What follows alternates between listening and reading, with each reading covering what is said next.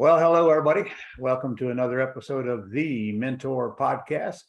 If you're not a member, go to thementorpodcast.com right now and sign up. It's free. We broadcast every Wednesday, and we got a lot of archived podcasts and really, really cool people like we're about to meet here.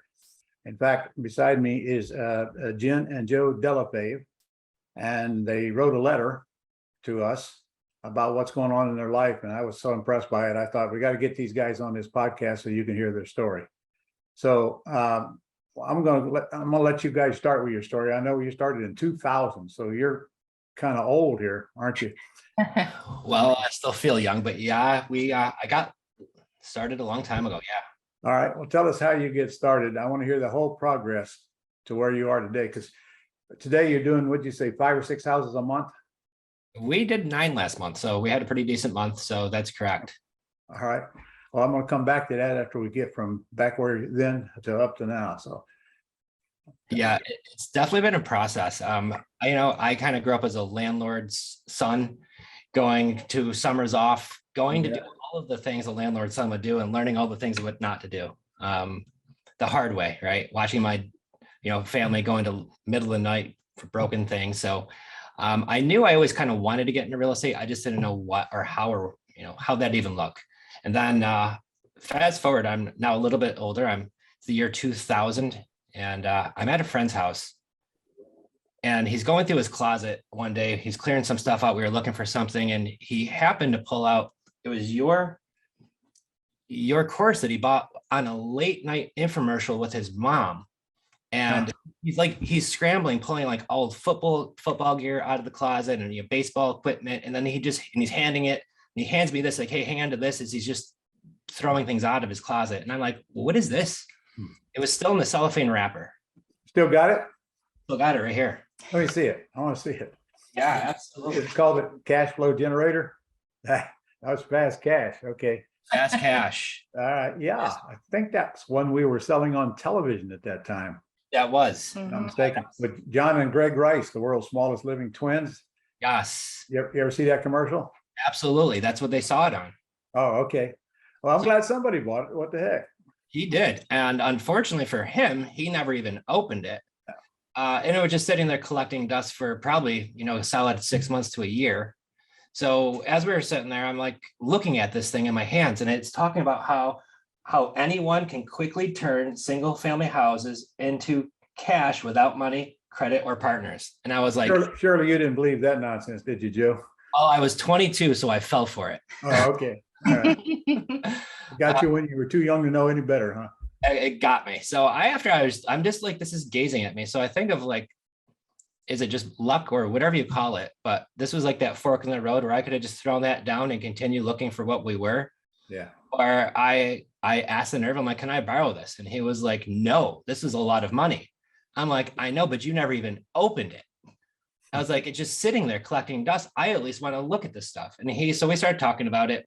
And so he's like, yeah, I'll let you, but you got to give it back. Well, 22 years later, I still haven't given it back.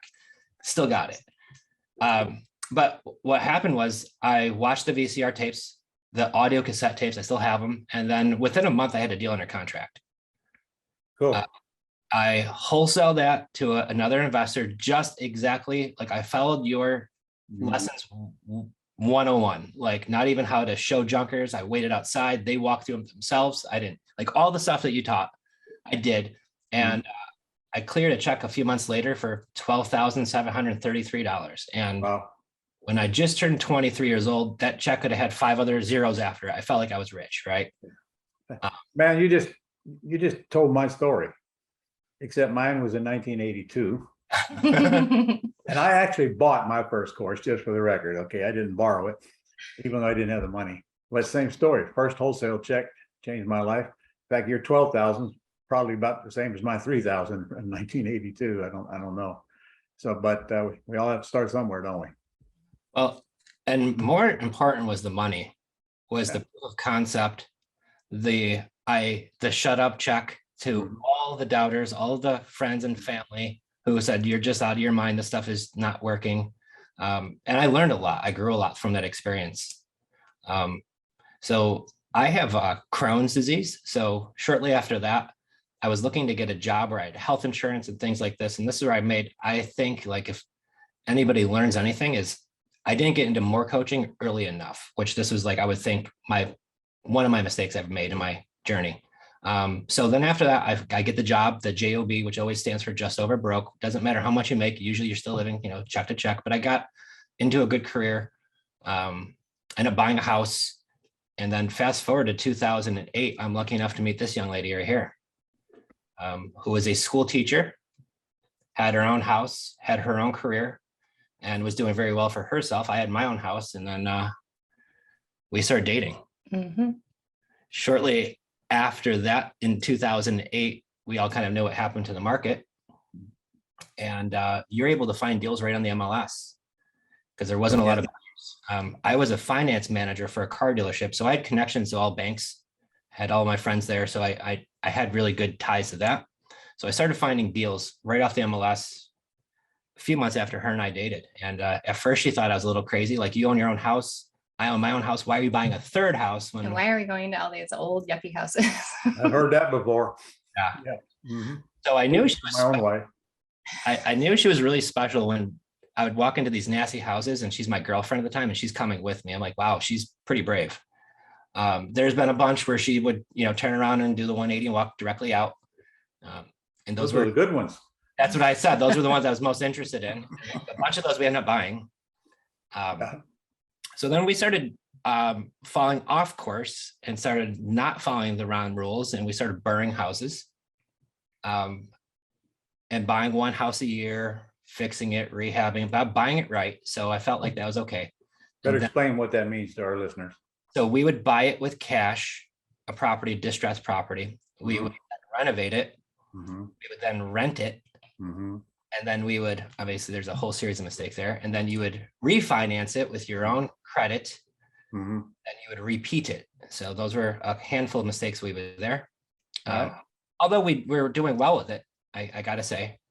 And then I don't know how or what happened, but I got really lucky. Jenn decides to, we're married in 2010. We start having a family shortly after that, a few years later. Jenn walks away from teaching, and she's going to now help with the business from home while raising two little ones. We have a 9-year-old daughter and a 7-year-old son. And at that time, it was a good fit for us. We had my job, and it was able to support us. We had a handful of rental properties. And then Jenn kind of got thrusted in it because she wasn't her thing at first. I didn't do numbers. All of a sudden now I'm a property manager. And one time, I don't know how, but for some reason the county mailed all of our tax bills to like one of our rental properties, and nobody knows why. And the people renting the house just kept on throwing them out. So come fast forward, I'm like, why haven't we received any of the bills? And then we called the county, found out, talked to the tenants, like, oh yeah, we've been just throwing those right in the garbage. So we realized Jenn needed to help out a little bit more because I was working a lot. And so 2016, I stumbled upon more Ron training on YouTube about the pretty house business. And this is where that fork in the road happened again. And this time I wasn't gonna let the opportunity pass twice. So I started diving into the pretty house business, heavily watching. We ended up getting, through you guys, a coaching with Tony Pearl, which was extremely helpful. Yeah. And we met with him every week for 6 months or so. And you went all in. I remember being a little nervous, but I trusted you. And the Gold Club and the this and the that. And he said, we're going to do it. We're doing it now. And we're not looking back. And, I'm so grateful that we did that because, it ended up where we are today because of those choices. Yeah. So Joe, would you have actually moved forward if she hadn't put the cattle prod to you? It's kind of strange. It's one of those things where I think when the right situation comes and the teacher is there and the student is there, the magic happened. And it really was, I don't know if I'm just the luckiest guy in the world or what it is, but I just keep on having these things happen. So I was really fascinated by the rent to own model that you talked about so often. And I remember distinctly being in Vegas and he's dealing with a plumbing issue at one of our properties. And I'm like, this is horrible. Here we have these properties, we're trying to get away and he's dealing with this. And I knew it was just part of the gig. But that stuck with me. And so now not having to deal with those calls is just game changing, you know, and there's so many great things about rent to own, obviously, but that really brought me aboard that whole process. That's because you put the tenant buyers in the houses and the repairs go on them as a condition of your option. Mhm. And you are also getting some pretty good sized non-refundable deposits, aren't you? Yes. Absolutely. Could never get those out of tenants, could you? Never. And that was really the game changer for us. So after we dove really deep into more of this, we got the training, we wrote our first terms deal, 0% mortgage, no money down. I had to literally almost fight with the seller to take the $100 deposit, $500 a month payment going towards principal only. The guy was great, happy. It was a great deal for us and him. Mhm. Started doing a few more of those, and that's where we had the crazy, what we call 2017 summer, Mhm. where all of our single family homes that we had a little over a handful at the time, but we decided that we weren't going to renew the leases. We're going to follow your training and education, and we converted every one of those to lease purchases, single family rental owned properties where we did collect sizable down payments with non-refundable option deposits. They do pay rent. They do take care of maintenance, repairs, utilities, lawn care. These properties are in upstate New York. Some of them are in Pennsylvania. So we have some snow they take care of. They do all of it. And it really worked out a lot better for us. So when you did this conversion, how many houses did you convert, Joe? I think we had 6 at the time. What did that generate for you just in upfront cash? Pretty close to 6 figures just that summer. Yeah. Oh yeah. Because every one of them in upstate New York, every house is about a 100 to 200,000. So we were collecting anywhere between $10,000 to $30,000 non-refundable option deposits on the properties. I heard that works. It does work, and it works out well for us. It really works out well for the tenant buyer. We took your advice. We use screenthetenant.com for every one of them, and so we know what we're working with. And with my credit experience and knowing some folks at banks, if down the road they decide they want to get a mortgage, I could point them in the right direction. If they want to set it and forget it, I'm okay with that too. With your experience in banking, Mhm. I'm opposed to the Burr thing just because largely the refinance thing. And everybody watches me knows I'm violently opposed to guaranteeing debt. How many loans would you say an investor could go into a bank and get today before they get cut off? So it depends on and this is what I really learned, it depends on the lender. There's so many different lenders. I've always had better success with these small town local banks and credit unions versus a Wells Fargo or Bank of America, because sometimes they're a little bit more relationship based. You could get to around 10 and they'll start giving you a hard time. Sometimes they could do what's called portfolio, where they could do them in-house more, a little bit. But that's built off relationships. Yeah. And of course, I wear out one bank. I'm going to go to another bank. They're going to see all these things on my credit report, and they're going to have the same apprehensions that the first bank has. So back in my day, by the way, it was Fave. But it didn't take me long to learn that is not even that's one of the big problems, because what am I going to do when they cut me off totally? But more importantly, what am I going to do when another 2008 comes and crap hits the fan and I got all this personally guaranteed debt? And then what am I going to do if I actually want to go borrow some real money to make some big money? And I got my credit report all screwed up, my financial statement all screwed up. And I have a hard time getting that message across to the younger folks in the industry today. They live long enough, they'll figure it out. Well, I follow your script, to the T now. Anytime we have one of our houses where the tenant buyer buys us out, if it is one of those houses that I still have, tied to the bank, I'm happy those ones are going away, if anyone are, because that's just limiting debt. We don't have too many of those, because I learned your method kind of earlier on. And so when we started scaling, getting more properties, it's in the 20 something now, but the rest of them are on terms. They don't burr anymore. Right. So how long did it take you to figure out that you didn't have to go to the bank to buy a house? 2017 was the magic year where the magic started hitting the fan. Yeah. And 2016 is where it was like May of 16. I immersed myself into so much of your information to where, like, my poor wife, if we were anywhere together, if you were in my car, Ron, didn't matter who it was. It could have been the president of the United States. If you were in my car, we were listening to your training, whether we're going to the grocery store, Easter Sunday. didn't matter. Geez, I'm honored. For months that So you put me above the president. happened. Okay. So I really, really became very focused. And I think this is where, and this is what I love about this business, is you don't have to be some type of, rocket scientist or brain surgeon, or you just really need to become laser focused on what it is and just stick to what works, right? And if you lay out the blueprint of what works, like you always say, like guys always want to change it, and then I get it because everybody always thinks they know better. But if you just stick to the game plan of what works and execute and really become great at execution, it works. Right. Even down to the yellow signs. How many people say, oh, they're ugly. Well, that's the point. Put the yellow signs out. They work. Do it. Just like he says, guys. All right. Well, two things. Number one, I want to know how you go about generating leads, but you just made the point. Two most important ingredients are generate quality leads and then follow up. If you do those two, the rest is kind of easy, isn't it? Once you master those two, this business is really easy. So what do you do to generate leads, Joe? So now fast forward, we kind of got lucky. We were following one of your podcasts, and this was in the end of 2019. You did a podcast with Nate Armstrong talking about social media marketing. We've been part of the Gold Club. I've watched a ton of stuff. Tony Pearl was great. We've done a lot of different things. We hear you talking with Nate. We decide that might be something we'll look into, social media marketing. So now it's February 2020.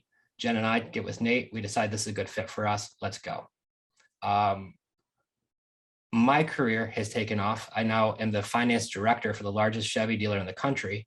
I have lunch with the owner a few weeks in February, and they said, we're buying this huge franchise. You're going to get this promotion. You're going to open up more stores. They're giving me this game plan. What's going to happen? March 2020 happens and the pandemic rolls in. I'm sitting in my office one day talking to a nurse, and everybody's really scared. They don't know what's going on. Because of my Crohn's, I take medication that lowers my immune system. So I talk to my doctor and like, listen, you're at high risk. Like, I don't know if you get this, you might be, it could be really fatal for you. So I leave work. My last day I worked was March 12th, 2020.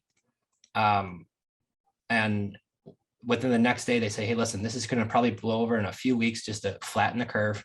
Stay home. When we open, you'll come back. And so my wife and I kind of kicked around for the next few weeks. Like, what are we going to do? Like, nobody knew what they were going to do. But we just told Nate a few weeks before that, like, we want to get started with the social media marketing. So we decide, what, let's go for it. And this was that second, third fork in the road where we didn't be conservative. We went for it. And so we started our business really taking off full time in the very start of a global pandemic. So it was March 12th, huh? Was the last day I had my JOB, and I walked away from a single family income, very, very high paying job. And, there's a lot of risk there. There's a lot of worry there. And obviously, but there's also my health on the line. And if I go back to work and I get this, and I was so afraid if I did, and I leave a young wife with two little ones, and, she's a stay-at-home mom, that would be kind of scary. So we had to really kind of, not say burn the bridges, but like we were really Burn the boats. burn the boats. Like we're going to do this, and we're going to make it work no matter what. Go all in. March 12th is the day I attended my first seminar. Wow. In 1982. No kidding. Yeah. It's a very powerful date. That's funny. Yeah, I guess it is. I should make that an anniversary of some sort. Yeah. So now we start getting to social media marketing. I mean, we start getting deals under contract like fairly quickly. Terms deals or all cash deals? Terms deals. Terms. We're doing terms deals. That's what we're looking for. Pretty houses and beautiful neighborhoods. And I'm talking no money down deals, a couple $1,000s down, covering closing costs. We're getting to beautiful houses and beautiful neighborhoods, and it's starting to work. We start taking your advice too, and some other advice of just, kind of growing a team, right? We want to start doing this full time. I can't do it all. Jen can't do it all. We need to bring some folks on. So we bring on a couple acquisitionists. We get more coaching and mastermind groups along the way. And this is really where we started taking, we ran into our acquisition manager almost 2 years ago. And we're in upstate New York at the time. She's in Pittsburgh, and she says, I want to come learn from you guys. I'll work with you for free just if I can learn. at the time we had 2 acquisitionists that we were working with training, didn't know much, but we were doing a deal a month or so. And Dispo, we had hired some help to do the rent to own. Yep. And then we met Brittany. She was a full-time nurse working in Pittsburgh, and she came on like lightning in a bottle. So with the training that we had, the processes that we have, the marketing that we did, we grew a team. So now, fast forward to now, we did 9 deals last month. We have a team of 10 of us. A lot of people are part-time. We do have a couple full-time, and that's including 2 VAs overseas. But there are 10 of us, and we do social media marketing. We've done a lot of mailing, which we're probably going to do another one. We've done cold calling. We've done a lot of methods, but right now I did the stats this morning because I'm always checking that. And we spend $140 a day on social media marketing. So last week, that was a little under $1,000, 900 something dollars. We did 168 incoming warm leads. So it's 168 people who reached out to us and say, I have a house I want to sell. And this is using Nate? From his systems, no, we did customize our own ads. We did learn a lot from him. And then we kind of worked some of our own Joe and Jen in there, I would say. And from some of your marketing strategies that we've learned from you, from using some of the things that we've learned from Nate, how to set up your social media campaigns, a lot of the things we learned from him, and then just how to really target what we're looking for. So when I do the numbers, we're averaging $5.80 per incoming lead. Unbelievable. So Unbelievable. So you have people on your team constantly working social media with multiple different sites to get people to call you, which is the definition of a quality lead. And you're getting them for $5 each. Well, it's even a little bit more interesting than that. So when they reach out to us, they see our marketing usually like on Facebook is one of our biggest platforms. That's where we're really doing well on. And so when these folks reach out to us, they're usually sending us a message. I'm interested in selling. And here's where a lot of folks, I guess, kind of get, we get a lot of folks who just write a comment, and some of those comments turn into a lead, which turns into a deal. So we look at everybody who reaches out to us. We have a VA. We designed a script, our own in-house script of a straight line approach, a handful of questions we're going to ask, which determines the next step. So our VAs, one job, who we have basically almost 24/7, is just to get that person through the script. I don't want you having to make decisions. That's after they've got through the script, we have our acquisitionist. And our acquisitionist now is going to kind of sort out if it's somebody I'm going to follow up with in our CRM, if this is somebody who's going to go to a closing call to one of our closers, or if this is somebody who we call the gray script, which is they haven't said no completely, but I could see where there's maybe some motivation here. So let's get on the phone with them and see if I could put them into a closing call, or if it's really better off for them just to go to a follow-up sequence, and we'll follow them later on, right? So that's what the acquisition does. And then those leads then get forwarded to a closer, and our closers get on the phone and they make the magic happen, write the contracts. It's all virtual. If closers just get on the phone and read the script and get them to positive answers on terms and then make an appointment, right? That's it. And because they're all virtual, once they get on the phone and we iron out the terms, they send over the agreement, we get it done to the point where Jen and I don't talk to sellers. We don't talk to buyers. It's all done through automation or our team. We have the right people who are fantastic. And that's huge, is the culture of our team. So is most of your leads coming from this social media? Yes, sir. Mm-hmm. We Okay. do a lot of referrals because of us branding ourselves and networking with a lot of other folks, realtors, investors. They know because of our ability to do these terms, creative finance deals, that we can do deals that were a lot of situations it's not working anywhere else. So we get a lot of that way. So referrals, of course, always. Ton. Right.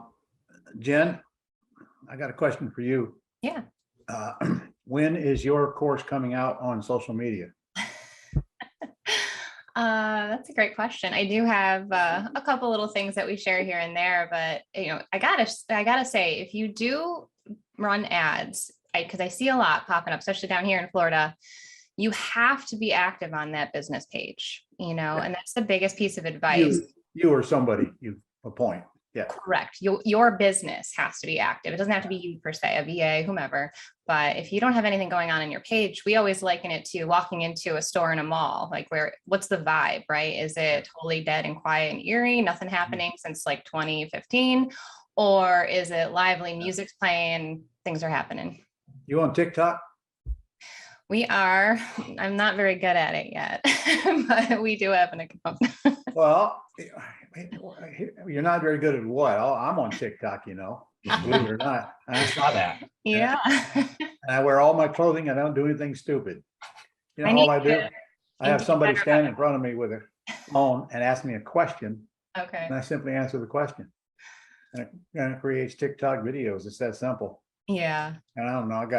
I bet I ain't been at it now 5 or 6 weeks. We've got 30,000 followers. That's I don't amazing. know if it monetizes anything, but it doesn't matter. It's free. Get the word out there. Do you have videos on YouTube as well? Yes. And when you put videos on YouTube, what are you driving them to? It depends. If I actually have one for our buying page where we'll upload videos for sellers to go check us out. They love hearing seller stories, I call it, different situations sellers are in. And then We also do share we do have students that we teach. We do have audience. So like every week I do free events where we go over various different things. So creativefinanceplaybook.com, thing on Facebook. So we do share a ton of content there. Same on YouTube. So we have a YouTube channel and it's kind of like you, like I love to kind of give back to people and let them see that there is this world out there that one check that they can get that really change their whole direction. Because I think back like now, if I didn't have that ability to know that we could buy real estate without using banks, without using our credit, I could not have walked away from my job, because that's where you need that W-2 to secure financing. So if I didn't have this terms business, this would never have been where we are right now. You're still doing junkers? Yeah, I made a deal this morning. it's got to be a really good one though. So are you wholesaling them or rehabbing them and retailing them? So we do a series of different things. So out of our 9 deals, I would say the majority of them are terms deals. We found a real good niche there, and it works well for the sellers and buyers. Now, there are a handful of those we will assign every single month. Why? So I know you were going to say that because I've heard you say that before. So it depends on areas and where they are. So there are some areas that we love to keep, and then there's some areas that we just don't have any interest in keeping. Hey, it works in the war zones too, Joe. Oh, I know. However, I'm telling you, those cheap properties, which are probably the ones you're assigning, if you take a real hard look at them, man, the rate of return on those things is ridiculous. Because the rents aren't much less than they were outside of the war zones, and the prices are way down, and the terms are so easy to get from those kind of sellers. I want to see an attitude change there, man. I love the buy on terms, you sell on terms. Period. Every time. Right. I knew you were going to say this, but there are some that, like, even the higher end properties, I don't really want to keep some of those. Why? Some folks, their business is more geared to like Airbnb, and sometimes it'll work decent for a rental. Sometimes the numbers don't work out great for a rental, but they work out really well for an Airbnb. You Airbnb? We don't. So there's a lot of times where we could assign that to somebody doesn't collect a $20,000 to $50,000 assignment fee. You got to get with my guys now, John Gerstenlauer and Scott Poyer. They got a whole course on that. They're ruining all my students. They're converting them all to Airbnbs. But it's such a huge cash flow. Yeah. And it's so easy and it's home based. I mean, really, it's a great exit strategy. Take a look at it, because when you see the amount of income coming in, which is what this is all about, you do give up the non-refundable deposit, but you soon overtake it with the income. Those things are really taking storm and becoming the business opportunity of America for real estate investors. And you live in Tampa now, you got to have a ton of them down there, but you can't have too many of them. Well, that was the point. Was Jenn said if I open up another business, she was going to kill me, because between the deals that we're making, the rental properties that we have, rent to own properties, and coaching kids, because we homeschool both of our kids. So we have a little bit unique situation here, and we just moved to Florida 1 month ago. So we had a unique situation where we came down here on vacation during the wintertime. Following your advice is you don't have to live up in the freezing tundra. And when you're working from home, and we are almost Canadian at this point, we live so high up north that from November till almost May, it's freezing cold. So we came down to Florida for 1 month, figured let's try working remote and let's see how our business does. We did it for 1 month. It worked out really well. We ended up staying in Florida for 3 months, just kept on staying. And it got so much to the point where my wife is like, I'm not going back to New York. And Smart woman. it's very smart. Yeah. So we had the conversation with the kiddos and like, let's do this. So we went back to New York within 45 days, sold our house, moved back down here, and here we are. And you know, Tony's down there too now. Just moved down here. we Yeah. need to connect. Yep, absolutely. So we're pretty excited to be here, and Well, you're in a great state, man. very Yeah, so. Great state. absolutely. Yeah, we're happy to be here. Took me 20 years to convince Tony to move. Hey, it's better late than never. Yeah. Well, anyway, so today you have a handful of people Mhm. and you just did 9 deals in 1 month. And most of them are termed, you say. So you're building a pretty strong monthly cash flow on that monthly spread so that you don't even, have to do anything. And that's what I want you to see. That's why I don't want you to turn loose at these houses. I'm telling you, all the wholesalers and rehabbers, don't you feel sorry for them? Huh? Every day, go back to their job, get a check, pay taxes, go get another one, and then nothing when it's over, or when times get bad or whatever. They got nothing. I mean, they're building no future really. Right. And we don't know what's coming up. We don't know what's going to happen in the future. But all we do know is people always need a place to live, don't they? Mhm. Mhm. And that's always going to be the case. That's why we've looked at different, multifamily and things like that, and we just always have stuck to what's worked with these single family homes. Not saying we won't ever change down the road. Yeah. Well, I'm not saying, but there's always commercial as well. Yeah, So most people get into it. Come see me. Come see my commercial boot camp. You guys need to get back in the quick start. It's changed a lot. It's changed a lot. Yep. A lot of new stuff as well. And then I want you to think about Airbnb, because it's nothing more than instead of renting it, you put it on Airbnb.com, because honestly, that's about the only difference. A few things you got to do to get ready to go. But Jenn will enjoy cleaning out your house and taking all your junk down and putting these houses. That's because that's pretty much what most people do to get them staged the first time. Anyway, if you were starting all over, what would you do differently than you did?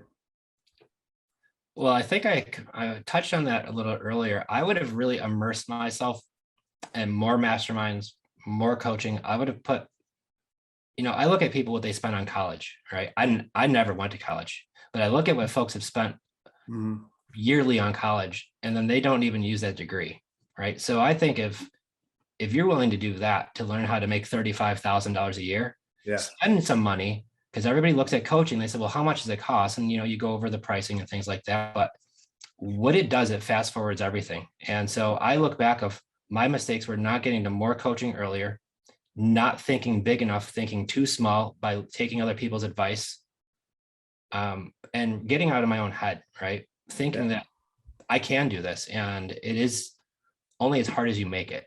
And if you really just stick to what works and get around the right folks, the sky's the limit with this business, and it's in the pudding.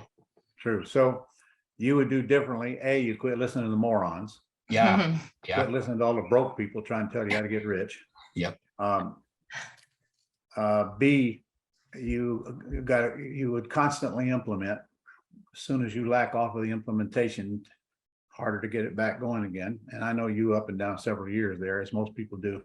I'm seeing people all the time, been 20 years in my world, coming back after taking whatever long vacation.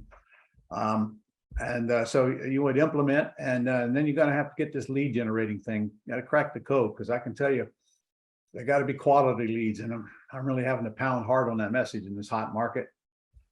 Quit chasing people that advertise on the internet. Most half of them are listed and sold anyway, and start getting people to call you, which is what you figured out pretty early in the game. That's a big difference right there. That's a big deal. Dealing with people who want to deal with you. So any parting words for our audience today? Believe it or not, our time up.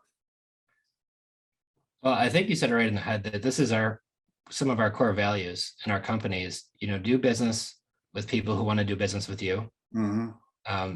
And really try to focus on how can we help people. And if you think about, we get paid to solve people's real estate problems.